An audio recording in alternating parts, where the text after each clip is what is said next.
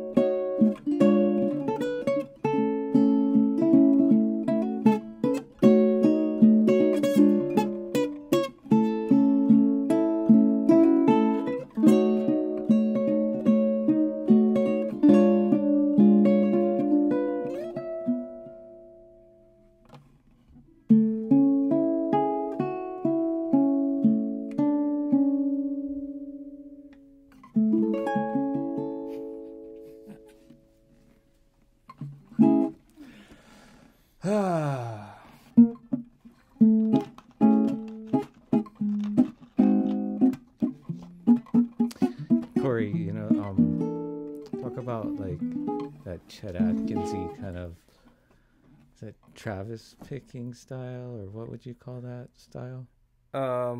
It's almost got a gypsy kind of thing going too. Tommy Emmanuel calls it the boom chick kind of. That's supposed to be the rhythm keeper. Works a lot better if you have a guitar because you're hitting the two alternating bass notes. That kind of keeps the song moving forward. I mean, you can do it on baritone. Just might sound a little more plain, but that is kind of the tempo. There is like that kind of almost like a swing gypsy sound to it if you want to do it. I know people use that chord progression as a jam for like gypsy jazz and whatever because it has such a interesting chord progression. Gives you a lot of possibilities. It is, right? For it's soloing, like key changes in there, and I was thinking too as we were playing the chords. I'm like, what are we playing in? I didn't really know what to play. Yeah, how do you? Because we never did that something like this before. This is like the first time. This song is hard as hell, man. It's hard to catch a flow when it's changing that fast, right? Yeah. I think to pay respect to the song, you don't want to go too out of bounds. Even though I think it'd be really cool, but I think keeping it with the flow of the melody and whatever, I think is enough. But that's like Giant Steps, I think, changes key like every 3 chords or something. Yeah. Just soloing over like it's kind of like that for that section. Like after it goes A to a B7 or whatever, and then it goes to a C sharp. C sharp 7, yeah, to a F sharp 7 to a B7 to a E7 to a back to D, and then it does A. I mean A and then F7 to a E7. F7 to E7, yeah. Which is that's a thing too. Is like that instead of going straight to the resolve chord, you sharp it half a step, right? When you think about like how some jazz soloists improvise, they're pretty much doing similar passing tones, but instead of notes, just one note, it's the whole chord, which is cool. Like that's one of my favorite parts of that song when it goes from the A to the F7, because this opens up all these other notes that you can play in that passing before you get to E. Yeah. And back around. So there's a lot of possibilities that it makes it a good song to practice or play solos over. But it's like you just have these short chunks to phrase. Yeah. Because there's so many changes going on. Yeah. So it's like you gotta be on it, or let it pass you by and go to the next. But you have to be fully aware of what's going on. It's not one of those songs that everybody can just not know what it sounds like and then just jump in and improvise. For us, we actually had to kind of look at the full structure of the chords and make sure that if we're going to utilize those notes, we're kind of playing around there, Yeah. So there's ways of playing it safe, and then there's ways of taking a big risk. Playing it safe is kind of like, you'll see me do this a lot, just to make sure that the take is clean, is I'll hold the chord and kind of make little adjustments with my hands to kind of add in the notes that I would want to solo over while, arpeggiating the rest of the chord. And that's a really interesting way. Or you can just, play every note individually and not have any fingers glued to the fretboard. That's when you got to make sure you play confidently. You can not know what's going on, but if you play confidently and just listen to your ears and know how to connect everything, then you can actually make musical sense. Yeah, you meant to do it. You get it? So as long as you end your phrasing on a note that you should, if you hit any wrong note before, then it becomes correct. Yeah. Yeah. Corey, what do you think of this baritone? It is one of my favorites because I was looking at the woods. It's ebony back inside, and then I was thinking, oh yeah, that makes a lot of sense with this kind of tonal response. Like it's a really thumpy sounding baritone, which is nice, I think, because you generally don't get baritones that do that. That thumpiness makes it more along the lines of a guitar, which is nice for me because I play a lot of guitar. From when I first picked it up, after strumming so many chords or doing whatever, kind of testing it out, I never thought of it until now. Like, oh, this is actually a baritone ukulele. I had associated, because of how deep the sound is and how responsive it is and how similar it is to guitar, I kind of just thought of it as a guitar. I just realized, like, oh wait, no, this is a baritone ukulele. Yeah. Yeah, I thought it was exceptionally deep and rich. But then there's clarity. There's note separation. 4th of July. Yeah. It's explosive. Like it's an explosive kind of tone. But it's cool. It's not muddy. Everything's super balanced. Yeah, the ebony helps keep it clean, but super deep.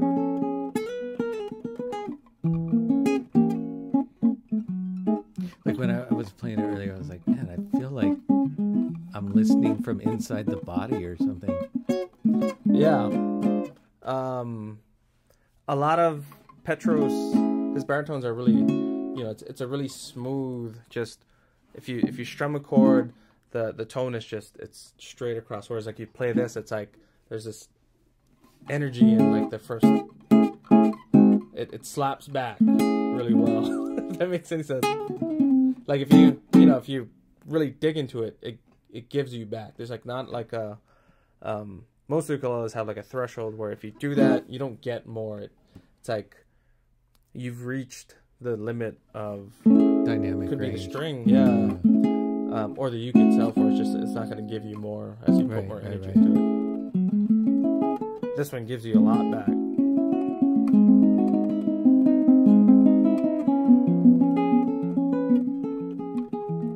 Like when you're playing, you don't realize it's only 4 strings, but it sounds like a 6-string guitar and how full it sounds.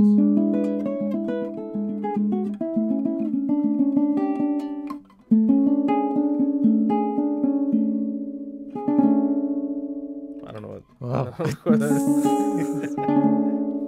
But you do that, you hear everything. Yeah. There's so much dissonance going on with that, especially these two. But it's pleasant. They're not clashing.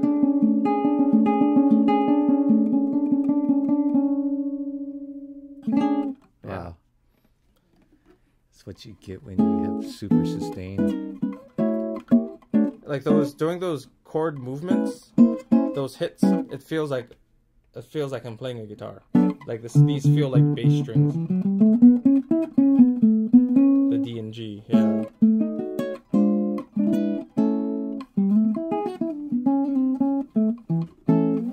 Yeah. Give us a sound sample. Okay.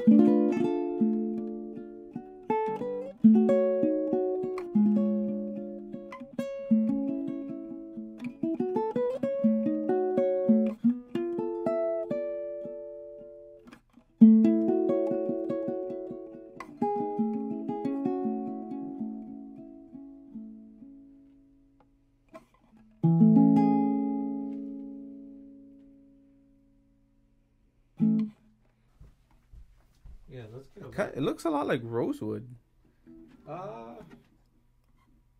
It looks more like Macassar, but yeah. Yeah, it's a really nice light brown. The sides look like East Indian Rosewood. Am I crazy? I think I am. Yeah, in a way, it does. But yeah, there's I guess you could say more browns and some reddish tones than you would see in a lot of ebony, but definitely a nice combo for a banging baritone. I love all his inlays and everything is so beautiful too. Yeah. This one has. Show me that rosette. Just the Florentine with abalone. Oh yeah, abalone around both on the inside and outside. That's cool. That's super nice. Kalei, talk about what you got. So I have a very, very interesting tenor ukulele, and I've been enjoying playing this so far while we're recording the videos. And I think pretty much all of us here at the ukulele site love the sound of Petros instruments. They always have a really nice open tone to them, very deep, good projection. This one in particular has a type of rosewood that you don't really get to see very often, but we'll get to that in just a second. As you can see, the theme of this ukulele is actually Honu, or the turtles, and Bruce Petros does an amazing job with all of his inlays. And one of my favorite parts about this ukulele is the binding and the rosette. So they have the same type of theme going on, and if you look at the designs next to the turtles, you can see that they are Maori inspired, and it continues throughout the whole entire top. This is a Redwood top ukulele, one of our favorite soundboards. It's a bit more on the softer side, which gives you a really nice, warm, and full, rich tone, which is always great when you're playing any instrument that has that type of feature on it. And let's see, for the fingerboard, it is ebony, as well as the bridge. This ukulele is strung up with a fluorocarbon set with the smooth wound logi on the fourth. And of course, on every Petros that comes with the strap button, or at least the ones we get, has the theme of this instrument continued on to the strap button. And here's where we get to the very, very interesting part, because some of you have probably never seen this wood. This is Cambodian rosewood, and it's a very dense wood. It sounds really nice. It has a really nice, rich, bassy tone to it. But what really impressed me was how curly the wood grains of this Cambodian rosewood is. I don't really get to see rosewood quite like this very often, and when we do, it's always a treat. It's kind of hard to not just stare at the ukulele for a while, and you might even forget to play it because it looks really beautiful. Mahogany neck with the Honu and Polynesian Maori theme continuing down in the center of the back. We got some of my favorite type of tuners. These are Rubner tuners, super smooth. They hold their tune very, very well, and I just like the way they're designed. They're very comfortable to hold and tune your ukulele up. So yeah, very beautiful custom Petros ukulele, and excited to be able to feature this.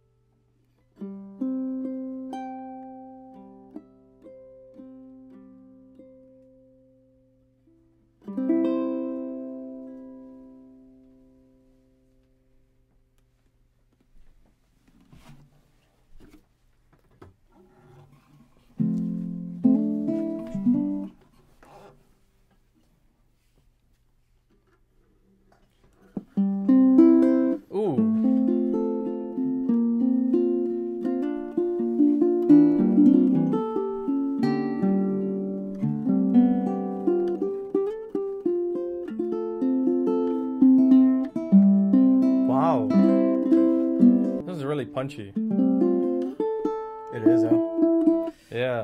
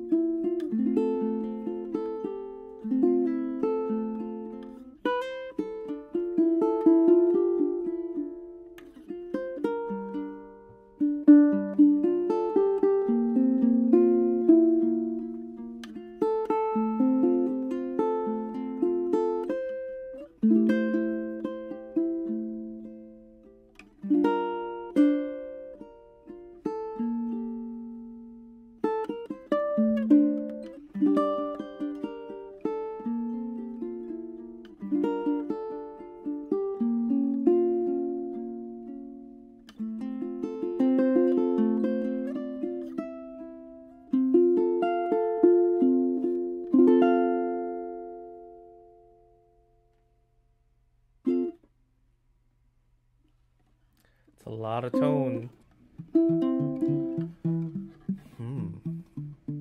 This is beautiful. Jeez.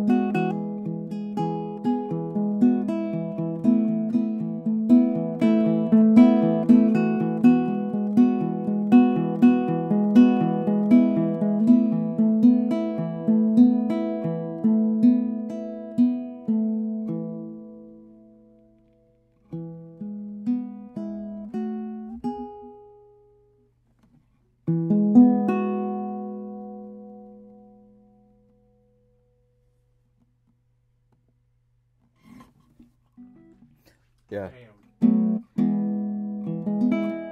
Yeah, you're exactly right. It doesn't feel like just playing a baritone.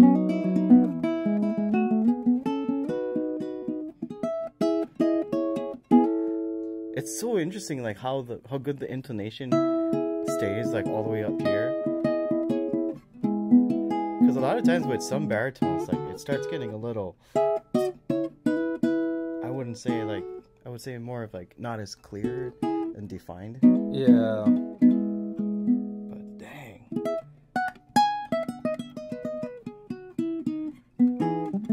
A lot. is when you're up here, I noticed the way I hold stuff, sometimes I'll bend a note out of tune because I'm just not getting the right angle on the note, so it's pushing it up, which is making it a little bit sharp. But that's one thing I noticed is when you're playing on a Petros, you don't have that because the action is like from out of the box. Yes, it's on the lower side, so almost like, you know, as low as you can go.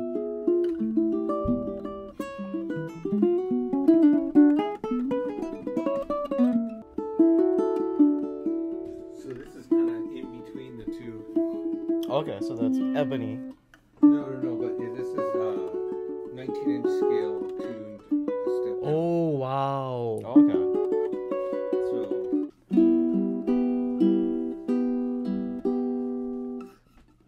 That's an E minor.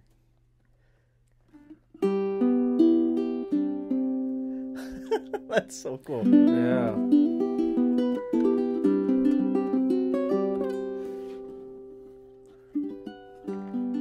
I just want to hear what that sounds. Should play your E minor? Wow, that's a really interesting voicing. Nice.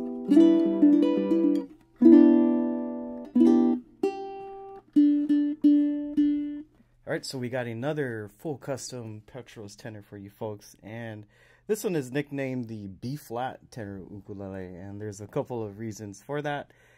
First off, this is not your average tenor scale. This is actually a 19-inch scale, so it is 2 inches bigger in scale length than your normal tenor, and it also is the tuning of, or the name of this ukulele is involved with the type of tuning used because of the extended scale. So to reduce a little bit of tension and make it more comfortable for you to play, it's tuned a whole step down. So from C, it's tuned in B flat, hence the name B flat tenor ukulele. And this ukulele is very, very gorgeous. It features a redwood top with a different type of ebony that you don't really see too much. Everybody's really familiar with Makassar. This features Malaysian ebony for the sides and back. Really, really beautiful. And it's also accented by, or with coal binding. We have a very beautiful ebony bridge, fingerboard, and faceplate. And all of the Petros ukuleles, or at least the ones we get, come with side ports. This one in particular, Rubner tuners. We got some beautiful inlays coming down the center of the back of the ukulele. And the front is where he shows off a lot of his skill in the artwork that he puts on his ukulele. And as you can see, it is pretty much decked out as they usually are when they come to us. I really enjoy actually the type of designs he uses. If you can see, the binding is really, really, really cool. There's all these small little hidden details in all of his ukuleles, not just, you know, on top of like the binding and the rosette, but also on the inside. You can also see the beautiful label that has been laser etched as well. Well, not really the label, but there's like the back bracing of the ukulele. And also more detail near the bridge, right underneath the saddle. It's a really, really nice touch. And you have a really cool strap button here on the bottom with even more detail on it. So, and like I mentioned, this is not tuned normal GCEA. It's tuned a whole step down. And one of the things I was fairly surprised with is if you kind of know your music and you just think a whole step down from whatever chord you're usually holding on a regular GCEA tuning, then it's kind of mind-boggling, because this kind of shape is almost, I can't really do it too much on a regular C tuning, and this is actually a E minor, which normally is a F sharp minor.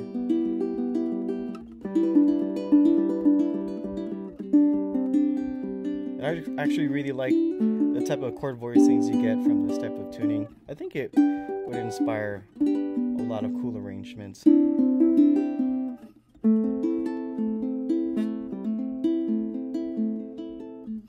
this would be your A minor. That's cool.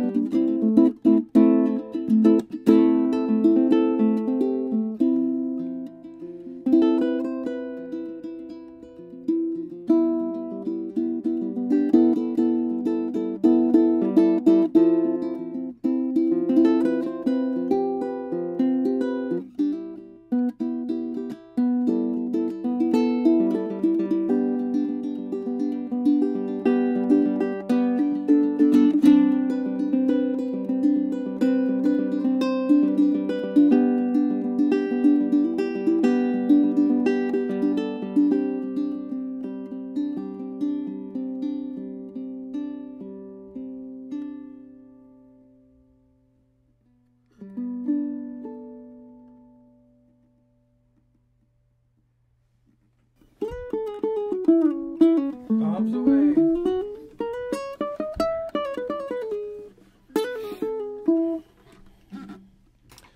Is this the first 19-inch tenor that we've had? I think so, right? No, I think we have one. Yeah, I remember. I think there was one. I just can't remember when.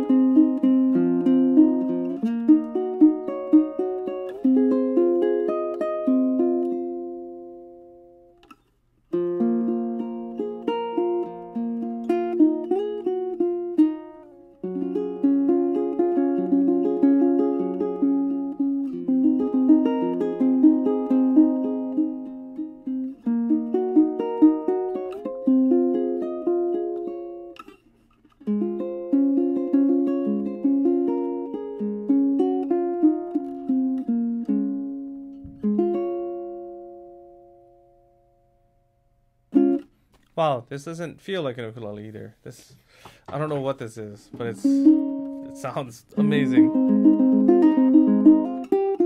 Yeah, you guys both kind of played it differently than normal. Yeah, it feels different and Inspires something different. Yeah, I don't know how to describe this sound. As besides amazing and good, It almost sounds like a totally different instrument. I think because we're not familiar with that part. It's a baritone. Yeah.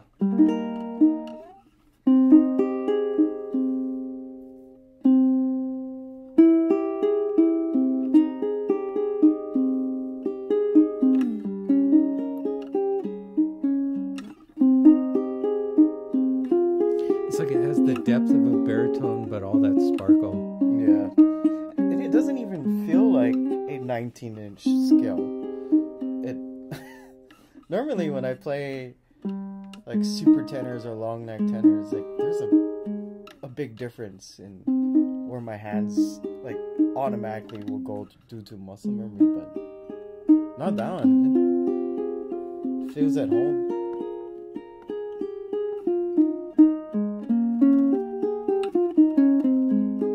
Wow, yeah. This is very intriguing. So I'm thinking what would it sound like in regular tuning and then in baritone tuning, if that would. Yeah, you could do both depending on the gauge of your strings, but you don't want to, these are built lightly, so maybe go with a lighter set if you wanted to tune up to regular. But it's also just nice to have options. You have like a regular tenor, keep this one a step down for just sparking different things.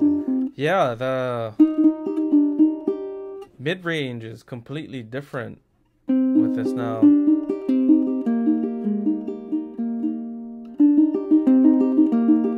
It doesn't sound like a nylon string.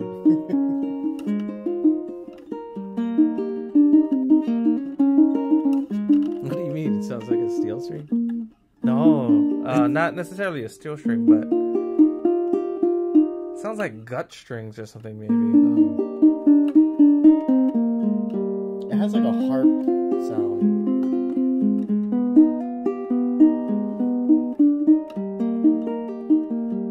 That's crazy.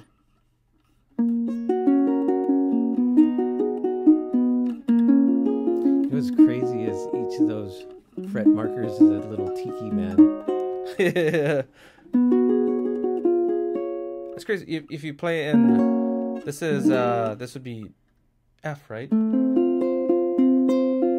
Yeah, So this F sounds different from a regular tenor. it does. Because you have a low F.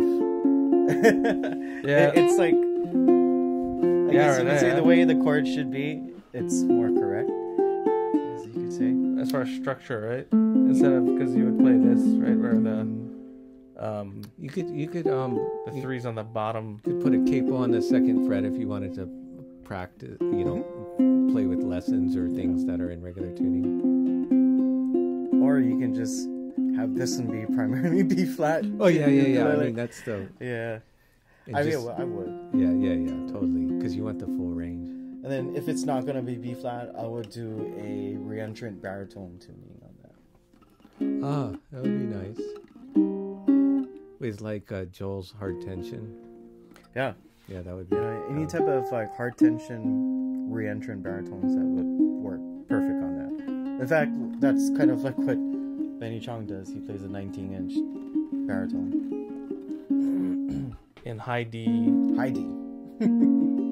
Yeah.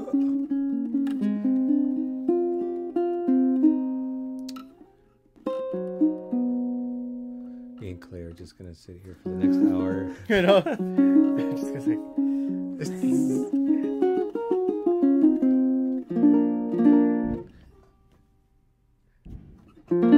With that, yeah, it has some of the baritone feel to it. That's as low as it gets, though. yeah. So crazy. It's in a range that we never play. Really think about it. Maybe when we play 1,000 Years. 'Cause this is kind of like capoing the third fret if you're playing. Yeah. Oh, nice. Oh, that's nice.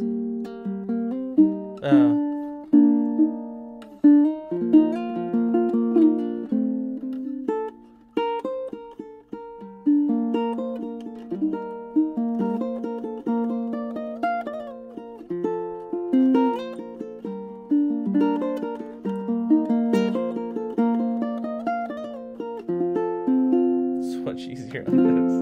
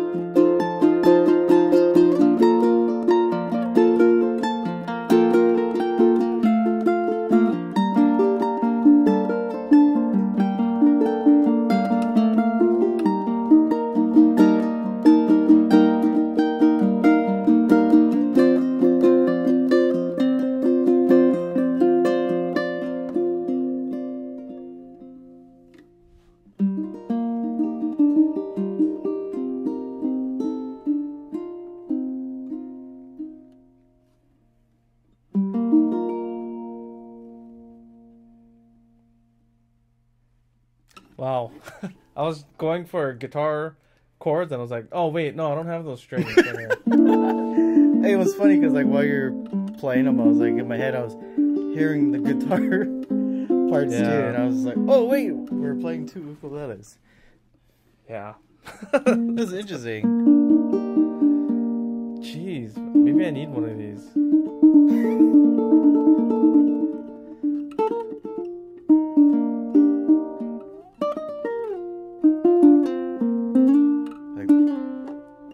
That song always makes my arms sore. Yep.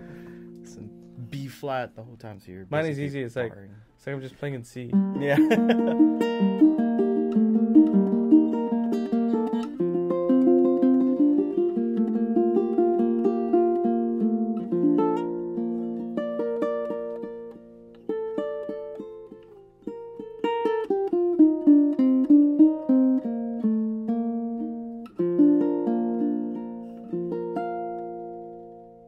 I think I need a 19-inch tenor now. I think that'll be my next uke if I get one. But in this tuning.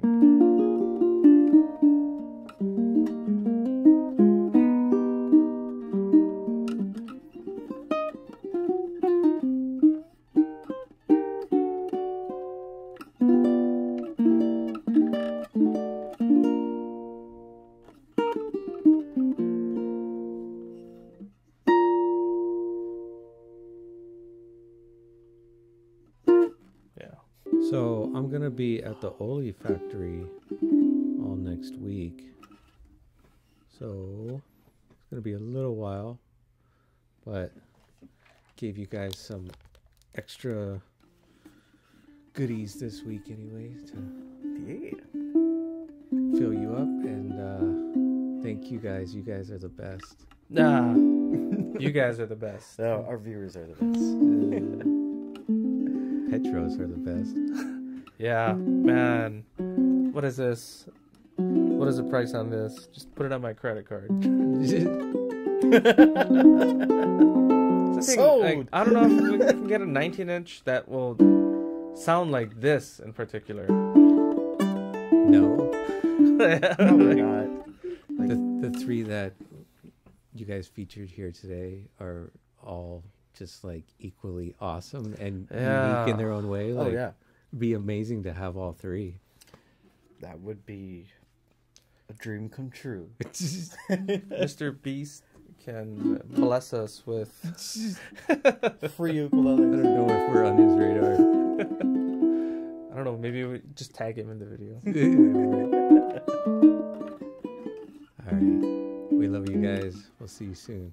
Aloha. Happy 4th of July. Oh, Forgot about that. might be a little late for that when I Yeah. post this, but yeah, happy belated 4th of July. They can hear the bombs in the back. Yeah. Yeah. You guys, They're probably like, what's going on? Is that Kalei's stomach? He's extremely hungry. Yeah, extremely hungry. here in Hawaii, we take any excuse to set off some fireworks.